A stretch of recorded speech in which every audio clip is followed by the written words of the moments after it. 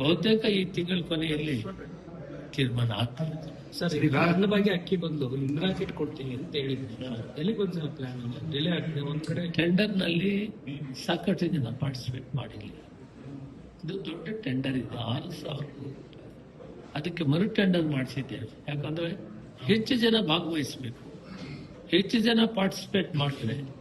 ಆಮೇಲೆ ಅವರು ಯಾರು ಎಲ್ವನ್ ಬರ್ತಾರೆ ಅವ್ರು ಕೂಡ ಅವಕಾಶ ಆಗುತ್ತೆ. ಲಿಮಿಟೆಡ್ ಜನ ಸೆಲೆಕ್ಟ್ ಆಗಿದ್ರು, ಅದಕ್ಕೆ ಮತ್ತೆ ನಾವು ಹೆಚ್ಚು ಜನ ಪಾರ್ಟಿಸಿಪೇಟ್ ಮಾಡಲಿ ಅಂತ ಹೇಳ್ಬಿಟ್ಟು ಅವಕಾಶ ಮಾಡಿಕೊಟ್ಟಿದ್ವಿ. ಬಹುತೇಕ ಈ ವಾರದಲ್ಲಿ ಎಲ್ಲರೂ ಹೆಚ್ಚು ಜನ ಪಾರ್ಟಿಸಿಪೇಟ್ ಮಾಡ್ತಾರೆ. ಅದರಲ್ಲಿ ಯಾರು ಎಲಿಜಿಬಿಲಿಟಿ ಬರ್ತಾರೆ, ಯಾರು ಎಲ್ವನ್ ಬರ್ತಾರೆ ಅವರಿಗೆ ಕೊಡುವಂಥದ್ದು ಅಂತ ಆದಷ್ಟು ಬೇಗ ಆಗ್ತದೆ.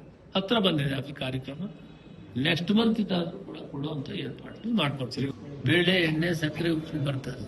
ಆಗ 5 kg ಅಕ್ಕಿ ಆಗ್ತದೆ.